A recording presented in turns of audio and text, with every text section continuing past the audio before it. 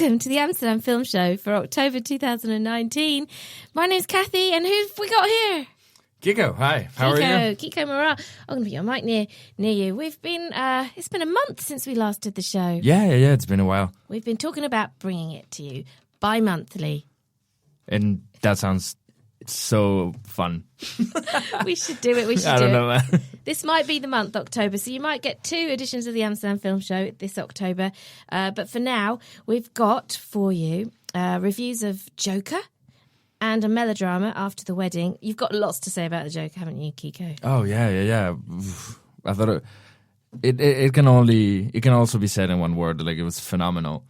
Okay. Yeah. It was a brutal movie. I thought it was brilliant. Yeah. It's, phenomenal, brutal, brilliant. I don't know. Yeah. All the cool adjectives. Yes. But we'll talk a bit longer about that later on the show, Joker. And we both went to see that because I don't normally get a chance to see all the films, but this one I got to see it. And then what else? On the Amsterdam Film Show, we share also new cinema releases in the Netherlands, as well as film reviews, and then also special film events in the city of Amsterdam in English, like film festivals and special screenings, yeah. Yeah, there's a few this month. Really fun ones. There are always so many to keep up with in Amsterdam. We just can't share all of them with you, listeners, but we'll pick out some that we like. And also, this edition, we're going to have an insider account from Kiko of something you got up to recently, just last month. Yeah. A month ago, I did a short film for this really crazy competition called the 48-Hour Film Show. 48-Hour Film... Project. Whatever. Yeah, exactly. In Utrecht. And essentially, you have 48 hours to write, shoot, edit, and deliver a film. Yeah. So that happened. It was crazy. I've always wanted to know what that is like, how it goes. I've heard about it. And there's editions in different cities across the world. I think it's happened in Amsterdam as well earlier this year, all across the world. And at this time in Utrecht, we're going to find out more from Kiko how the 48-hour film project went down. Sounds good. And if you go to broadcastamsterdam.nl, there'll be show notes as well. For now on the Amsterdam Film Show, we're going to talk about films that came out last month, but they're still out and that we've had the chance to see. So they're not strictly speaking October releases. So very, very quick look at some of those September. Last call. Yes, exactly. First of all, Downton Abbey, which is doing well all over the world. Can you believe it? And one of our radio hosts, Chris Willis from the Bram Breakfast, he went to see it in a very posh event at the Pathe Tuschinski with afternoon tea. Oh, it's like the appropriate theatre to see that. Yeah, and he went with local celebrities. In Netherlands, they call it BN'ers, Bekende Nederlanders. So he went with the minor celebrities. But anyway, Chris has seen Downton Abbey. He can tell you all. He says it was very enjoyable. Whether it was good or not, I'll leave to the professional film critics. But for me, with all the usual storylines, they were included and followed up. It did feel a bit dumbed down. Maybe that's because it has to appeal and be easy to follow for international audiences too. But at times, it felt like they were just setting up lines for Maggie Smith, Dame Maggie Smith. Yeah, well, yeah, that's who you want to go see in a movie like that, I think. She is the big draw, and she was, as ever, brilliant, Chris says. So don't get me wrong, he says, it was fun, and I'm very glad I saw it, but the plot could have just been a bit deeper somehow. So I think if you've got the one-liners from Maggie Smith, that's probably what you were after anyway. So that sounds good. Thanks to Chris from Brown Breakfast, who's on air on 7 till 9 on Mondays, Wednesdays, and Fridays every day. And then also that came out last month, which Kiko's seen a film. Tell us all about that. Dolor y Gloria by Pedro Almodóvar. Is that a Spanish film then? Yeah. With Penélope Cruz and Antonio Banderas. And the filmmaker's got the same surname as the other famous filmmaker. Is he related? What? Which other? Alejandro. The other one is Alejandro Amenábar. Okay. Yeah. He's also Spanish, right. But no relation. Right. Oh yeah. Do you know? Yeah.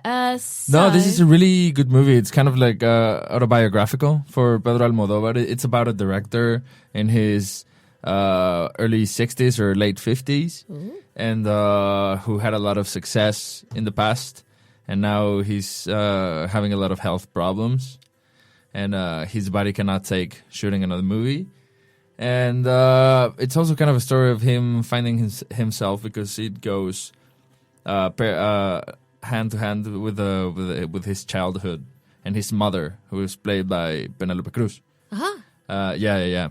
So you can tell that it's a story about himself, about Pedro Almodóvar. Okay. And he said that it's like autobiographical in a way. Yeah. And I don't know. I don't want to spoil it. It's a beautiful movie. It's a feel-good movie.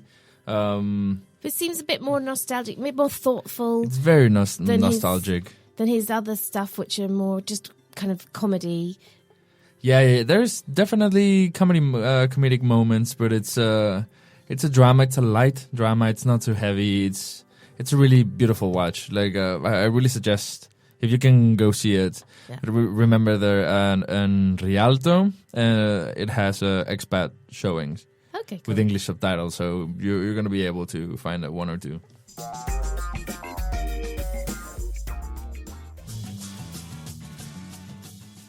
So that was Funk, hashtag 49 James Gang from the soundtrack of Joker, the movie. Not the Joker, Joker. Directed Todd Phillips, who's done The Hangover, and it's been out at Dutch cinemas from the 3rd of October already. Maybe you've already seen it, listeners. But Kiko and I have. What did you think, Kiko? Oh my God. I love every second of this movie, every frame. Like it has the best cinematography I've seen all year. I agree on the cinematographer, and that was cinematography from the beginning. Yeah. From the first frame, you're hooked. Yeah, and no one had ever spoken about that, because they were all about the story, and it's a Batman film. You don't really expect that. And, Todd Phillips, from his other films, you wouldn't have expected that either. But no, he did The Hangover and Old School, which is a really, really funny movie. But then he comes and does something like this that is... And the colours and the worthy vibrancy. of Martin Scorsese, like it's brutal. And the cinematographer, he also did The Hangover. So it's the cinematographer of The Hangover, yeah. The same cinematographer. And the new Godzilla and Garden State, which is also a great film. Wow. So that's a different angle. But of course, the storyline, let's fill everyone in case you didn't know and you've been on a crazy planet. The story of Joker. In Gotham City, the mentally troubled comedian Arthur Fleck embarks on a downward spiral of social revolution and bloody crime. This path brings him face to face with his infamous alter ego, the Joker. Kind of like discovers. Yes. And this is according to IMDb, which is not quite correct. Yeah. But it becomes. Yeah. And I've got quite some disagreements with that kind of link with the Batman world and stuff. But let's come to that a bit later. What else did you like about it, Kiko? Joaquin Phoenix. I think he was brilliant every second. Like you can tell that he prepared mentally and physically, and he immersed himself 100% in this role, in everything he does, really. Yeah. I don't want to say better than Heath Ledger, different, but at that same level. Yeah. This helped me because when I saw the Heath Ledger, you just think of him as a caricature, and he's there, and you don't think at all about his backstory. There was no backstory. No. But the beauty of his Joker is that he's mysterious. He kind of like popped out of anywhere. Yes. Like where and what. Yeah, like the Joker just is.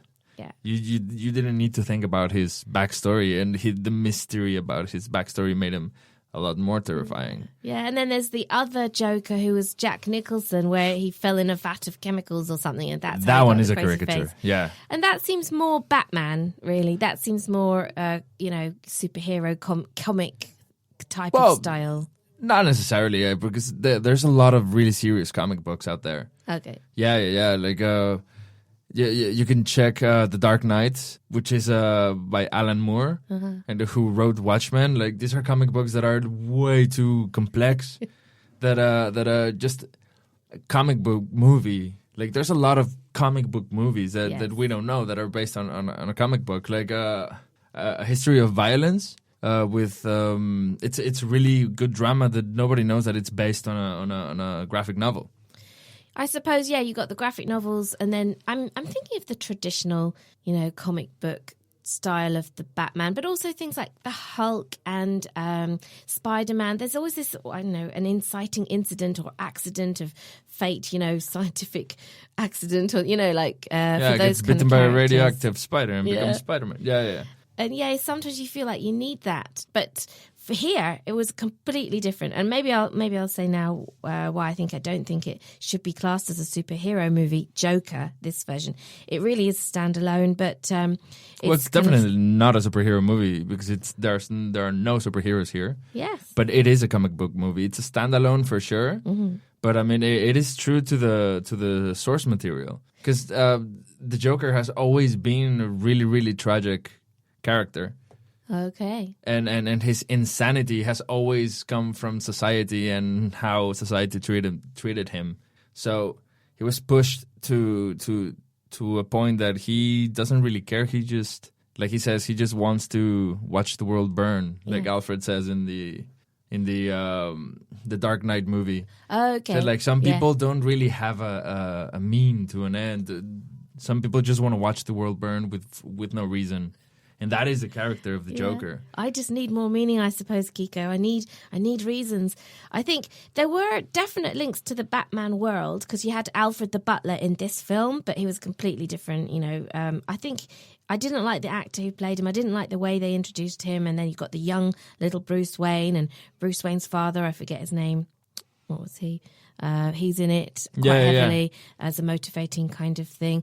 I don't know, all those elements that linked back to the Batman film, and I'm thinking of the Christopher Nolan versions of the films because they're the most recent, and they just think the links with the Batman world seem odd. I would have preferred to see Joker as a completely different movie about a down and out person who's incited to violence, a social commentary, but with no links to Batman. Well, you kind of have to. Yes, it has to be like you cannot change the universe of the movie. I want to, Kiko, but you can't. Like it's a DC film, and it's a way that the death of Bruce Wayne's parents marked the birth of both Batman and the Joker. That's what this movie is saying. Yes, that they are bonded by this. But I don't. That's my struggle. Is I don't buy it. I think it would be a better movie if it just ignored Batman and Bruce Wayne and stuff altogether and just focused on Arthur Fleck and more towards which it is. It's complete. It's not focused on Batman at all. Yeah. I mean, he's here, he's present, but that's because you have to think of all the story that is going to happen between these two characters. Like we always have the origin of Batman, but we need the origin of the Joker, and you cannot tell the origin. You cannot tell the origin of the Joker without mentioning Batman, or because that's one of the best relationships. Like there are moments in the history of the comic books, such dark moments where when the Joker has the opportunity to kill Batman, but he doesn't because he needs it. He needs him. Yes. It's so there are other crazy Joker storylines where there's like an alternate universe one where. When they kill the Wayne family, little Bruce dies and the dad dies. Oh, and the one who survives is the mom, and she becomes insane because of the death of her fuck. Sorry, her I need family. to breathe. Yeah. So she becomes the Joker. Now that would be an interesting movie. Yeah, but that's a comic book. Oh, let's wait for that one to come out. But I mean, I sound critical, but there's lots of I do like about the film, which we can go on to. There's a lot of dancing in this film, isn't there? Yeah. And I didn't expect that. Well, it's the character, I think. Yeah. He's at moments he comes across like a really pure soul. Yes. Like he means good and he wants to be good and he gets chewed on, spit out, and in the end he's like he has this kind of like childlike innocence that gets corrupted so easily. Yeah. And once he has a taste for blood, spoiler alert, that darkness just keeps growing and growing and growing. But I think in a way the dancing kind of gives you a clue to his humanity or some kind of a reminder that, of his vulnerabilities. And you're right, his pure soul. I wasn't expecting that because, I didn't see it in the trailer. And I thought, and it was surprised. Joaquin Phoenix is quite a good dancer. He's quite expressive, isn't he? Yeah. Oh, everything he does, it was so in character. The laughter, Yes. you could see it was painful for him. Do you know what was painful? I think that was a really interesting take on the Joker's laugh. Oh, the laughter, the way, because, that's part of the thing is that he has a condition that he laughs out loud uncontrollably. Yeah, so treat it as a psychological issue and it just gives more depth to this, like the best villain ever written, which is who's the Joker. So one of the most complex villains that ever created. And I think Joaquin Phoenix did a fantastic job on it. An amazing job. But it was painful to look at him because he was so skinny. His ribs were sticking out. What a transformation. But I do disagree with you because I don't think by the end of the film, even after he's resorted to the violence a number of times, I still don't think of him as the villain. I still think of him as the victim by the end of the film. But that's the whole point of the movie. Yeah. Because I think it's designed for you to feel empathy, but I think you're not really feeling empathy for him, but you're feeling empathy for his situation. Because he was never also a likable character either. He was always creepy, I thought. Yeah, I think. yes, He was always creepy. there was always something weird about him. Yeah. And if you see him in the street at night, like you kind of want to step it up, and then walk faster. But we're trained to empathize with this type of situations. And I think that's where the movie brings its massive success because it makes him the Joker as a victim, which is like one of the most, he's a complete psychopath. You saw how he killed the big guy, or like he's a cold-blooded killer. Spoiler alert. We did say that, yeah. Yeah. He's a cold-blooded killer, but he's treated so bad by society that society just has to empathize. There was obviously a lot of debate about Joker, about whether it might incite violence, particularly with incels, and is it an excuse for violence? But yeah, I didn't get that. I thought, no, not at all. A very deep character study, and I thought it was fairly responsible. There wasn't too much gratuitous violence, and it wasn't making him out to be someone who you should emulate at all. And I can't see how people would see that and really feel inspired to do this sort of thing. But it's funny that you mentioned that you empathize with him when he like shoots someone on live television, just like Jimmy Kimmel. Like if someone just came on Jimmy Kimmel and killed them, and since they're just showing you this other side, you're empathizing with him and saying, oh, he's the victim when like he was never the victim. Well, I kind of feel like he followed Sassy Beats. He followed her the entire movie and all these scenes where they were together. Yeah. I mean, he was just a psychopath, and he broke into her apartment, and we all see that. Oh, poor thing, he's a psychopath. I still have sympathy with him, and I do think by the end, because he's inspired all this mob violence, but he can't control them. He's not in charge. He's not directing them. No, he doesn't want to be the leader. He's chosen as a symbol by casualty. Yeah. Casualty. It's true. And very quickly then, obviously there's links to the Martin Scorsese Taxi Driver and The King of Comedy. You knew that before going into the film. How did you feel about it, having seen the film? Not at all. I didn't really know that, but it became so obvious while watching the movie that it was the New York from the 70s in every Martin Scorsese movies, or sometimes even there's something about the perspective of the underdog. And it shows the city as kind of dirty with like very real loud noises. I don't know. It was so influenced by Scorsese, but in a good way, I think. Yeah. In a great way. In a great way. I mean, in some ways, some people have said it's not very original. It's taken a lot of those films and just kind of done them again. But I feel like there maybe have been a lack of originality and kind of like riding on those films a little bit too much, not so original, but they did it really well. Well, these are characters that have been rewritten over and over and over and over again. Yeah. And they have been explored from completely different perspectives where there's storylines where the Joker is a good guy and Batman is a bad guy, you know? And so everything's a copy of a copy of a copy. If you're going to complain about that, it's you're complaining for the wrong reasons. Well, that's what we think of Joker. How much out of 10 would you give it if you score movies? Oh, 10. Kiko? 10. Wow, 10. There's a lot of good reviews. I think I give it a high score as well. Maybe not a 10, maybe 8, actually. But I agree with you. Great music, great cinematography. It keeps you on edge from the beginning to the end. It's quite disturbing, but then, you know, the world's a disturbing place when you look at things, don't you? Very disturbing place. Yeah, so that's Joker. It's been out in Dutch cinemas from the 3rd of October. So, yeah, you can go and see it now. So we're going to give you another review, and this is with the help of Gilly Carney, who's one of our regular presenters on the Amsterdam Kitchen on Saturdays. We went to see a film called After the Wedding, which is also out now.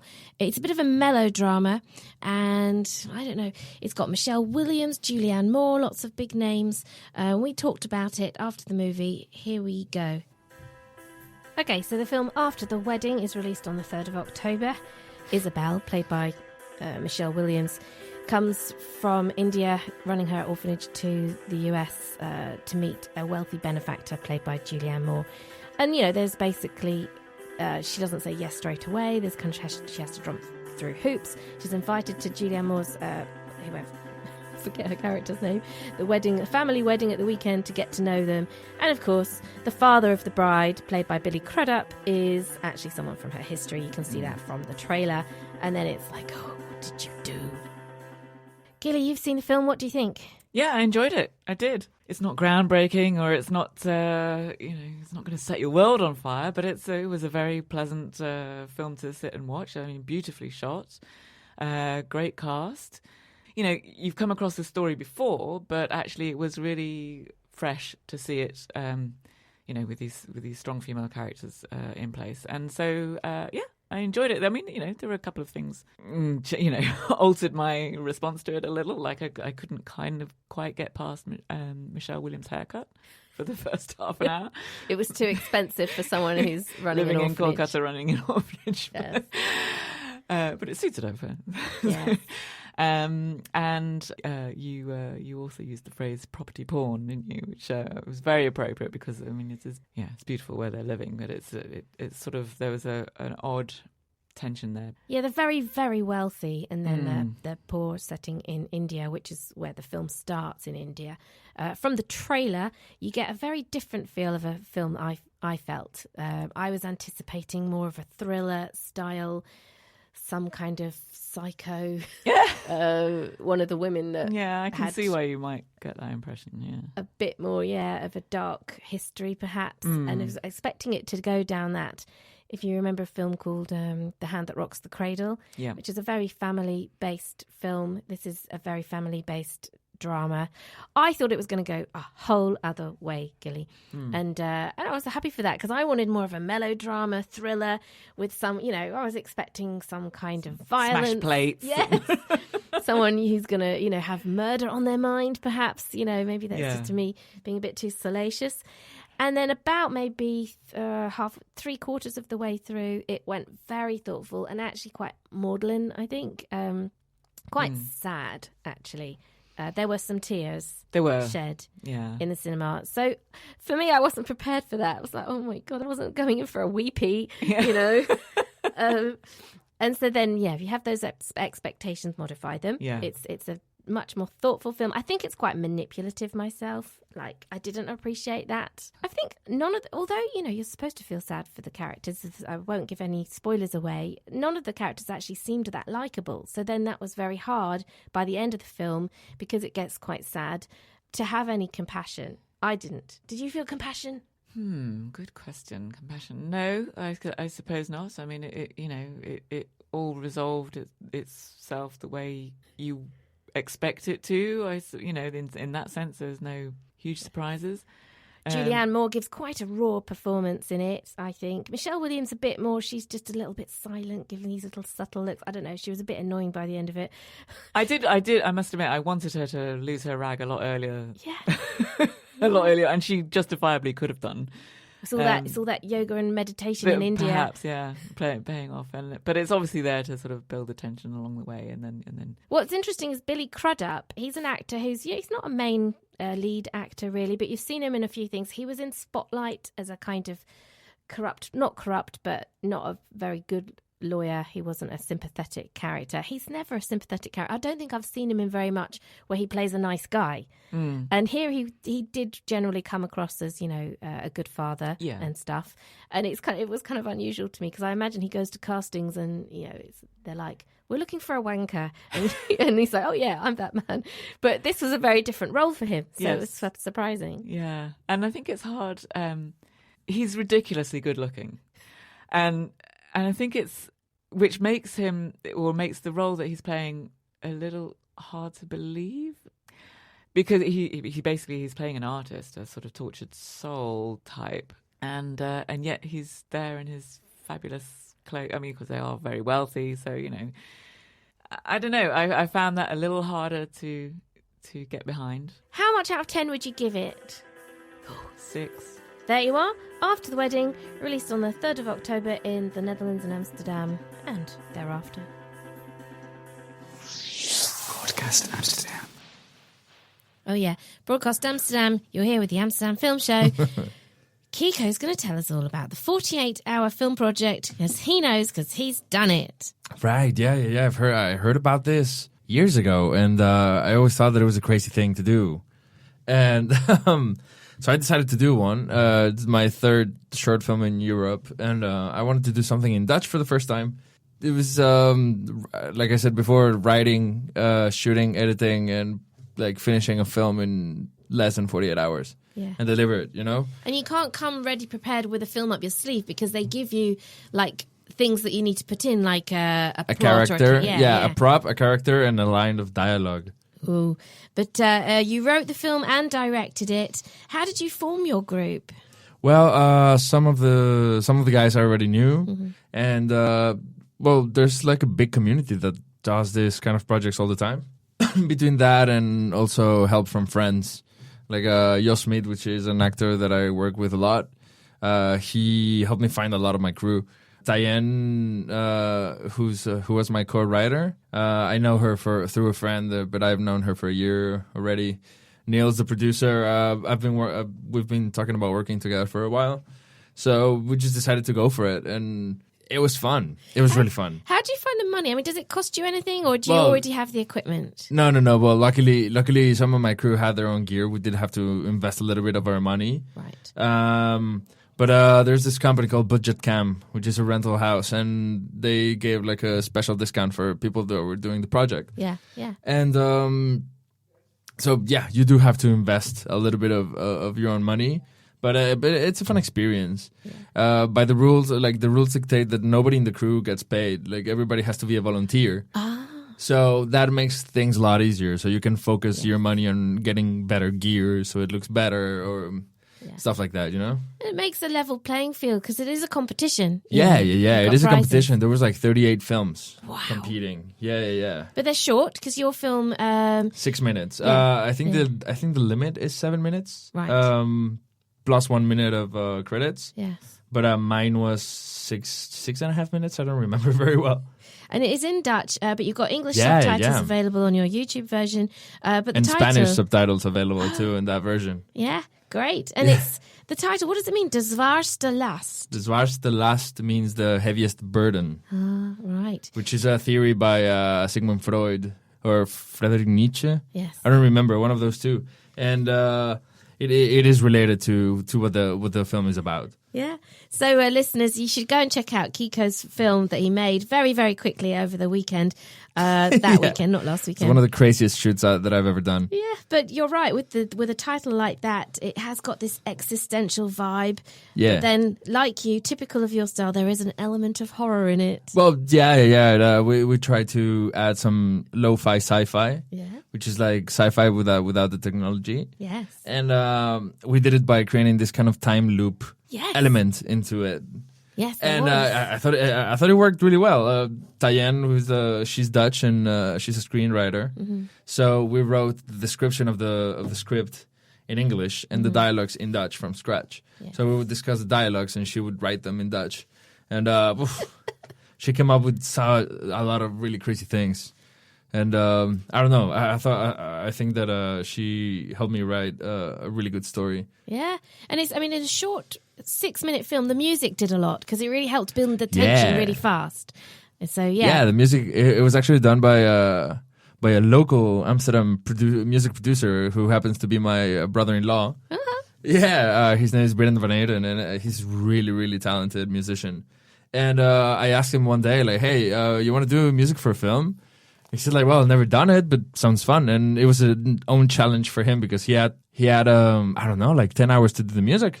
10 hours. Oh, Yeah, wow. yeah. He had to pull off a really what he pulled off was amazing. Yeah. I think the music is so cool and gives the film a whole nother level. Well done. If people want to check that out, what you've done this last, I think they can go to your Vimeo account.com. Yeah. It doesn't have subtitles there because it was easier to subtitle on YouTube. Yeah. But you can check it out. Maybe we can post it. Yes. Would you do it again? Yeah, but I would. There's people that do this every month. Oh my God. And I don't, oh my God. Like, I met this really crazy producer who has done like 39 and she's super intense and she gets things done, you know? Yeah. And she's doing one after another. And she said once, like, this is filmmaking as a sport. Yeah. And she has a point about it. I thought it was an incredible creative exercise to put you on the spot, like, for 48 hours and say, okay, what can you come up with? And it really challenges you as a storyteller. So it keeps you sharp, I think. I thought I would do it again, yes, but I would do once a year, maybe. Yeah. Maybe twice. I don't know, because it's also sometimes to just make a film over the weekend.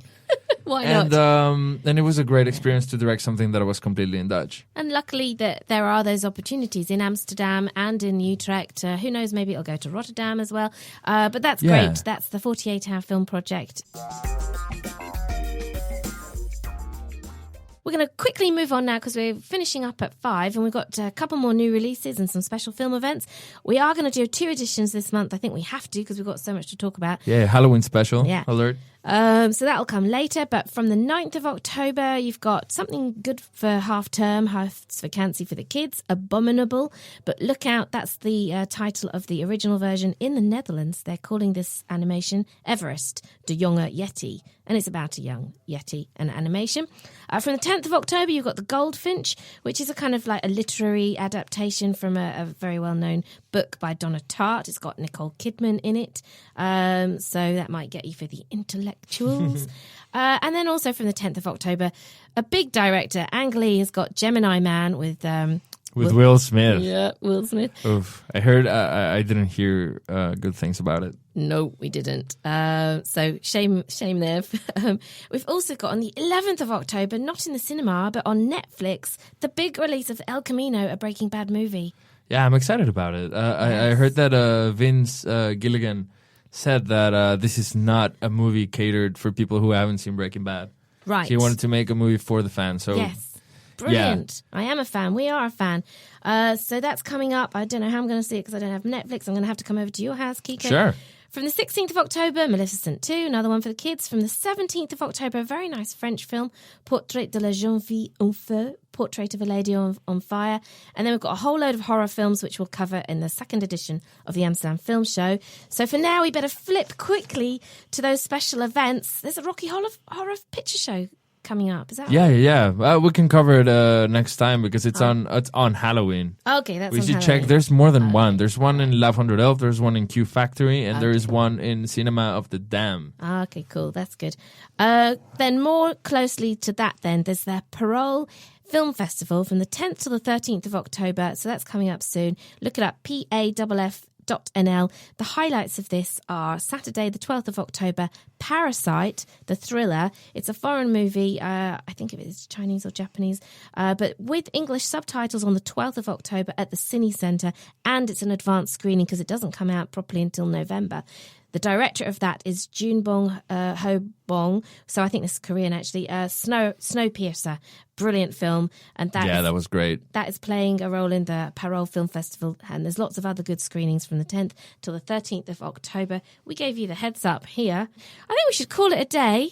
Yeah. Look out for the second edition with all those Halloween special horror movies and other things. Terminator's coming out at the end of the month.